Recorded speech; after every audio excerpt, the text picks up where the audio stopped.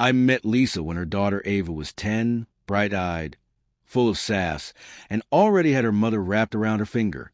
Lisa was a fiercely protective mom from day one, and honestly, I admired that about her. It was one of the things that drew me in.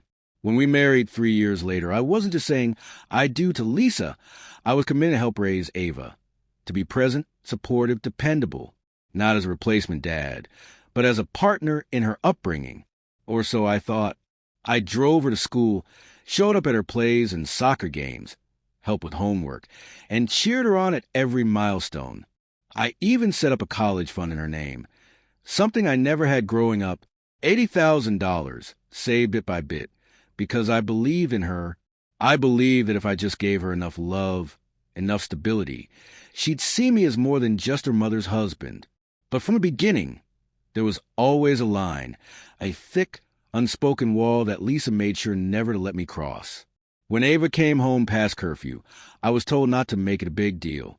If she failed a test, and I suggested she study more or cut back on screen time, Lisa would jump in with a soft voice, brushing away consequences with a smile.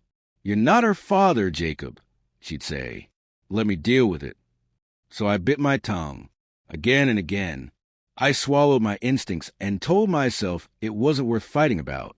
I thought that maybe with time, things would change, that as Ava got older, maybe she'd start to understand that I was trying, that I cared. But they never did. By 17, she was bold, dismissive, and openly rude toward me. If I asked her to help around the house, she'd roll her eyes. If I asked her how school was, I got one-word answers. And any time I even thought about asserting myself, Lisa would shoot me a look that said, "Back off." I wasn't her father. Just a man who paid the bills, who showed up when needed, but never got a seat at the table when it came to real parenting. Then came the breaking point, the moment that snapped whatever fragile illusion I had left. Lisa and I went away for a weekend getaway, something rare and much needed. When we came back, we returned to chaos. Beer cans in the yard, cigarette burns on the couch, shattered glass, the unmistakable stench of weed in the air. The cops had been called by a neighbor after things got out of hand. And Ava? She was lounging in her room like nothing had happened, scrolling through her phone like the house wasn't trashed. I was livid. I told Lisa, "You need to ground her. Take her phone, her car, something. She can't just get away with this." Lisa crossed her arms and gave me that same look she always did when I tried to step in. "Jacob, I'll talk to her, but I'm not punishing her like she's some criminal. She threw a party that got the police involved." I snapped, "She's out of control. I'll handle it. This is between me and Ava," she said, her voice flat and final. "You don't get to decide how I raise my child."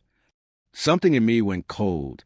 Years of being sidelined, of being told I wasn't enough, not enough to correct her, not enough to parent her, boiled to the surface.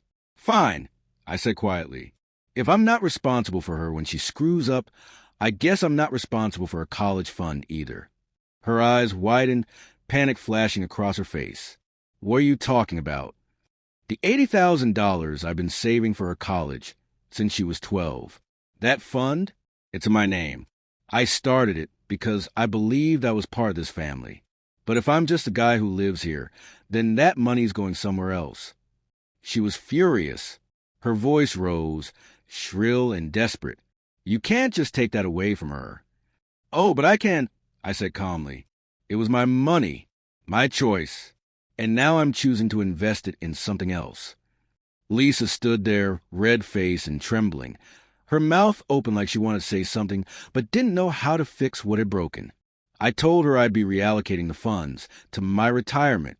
I figured if I wasn't allowed to participate in raising Ava, I might as well enjoy the years I had left in peace. The fallout came fast. Ava called me every name she could think of. Selfish, cruel, a fraud.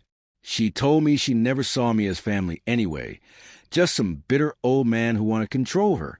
It stung more than I cared to admit, not because her words held truth, but because after all those years of trying, that's all I amounted to in her eyes. Lisa and I stayed together for a while after that, but we were both just going through the motions. She resented me for taking the money away, and I couldn't look at her. without remembering all the times she pushed me to the sidelines. We were living under the same roof, but worlds apart. Eventually, we divorced. Ava didn't go to college right away. She ended up taking out loans, working part-time, doing things the hard way, just like I had. Mutual friends later told me she still blamed me for ruining her future, but I had no regrets. I had tried to be a father to a child who never wanted one. I had spent years offering love, structure, and support, only to be told I didn't have a say.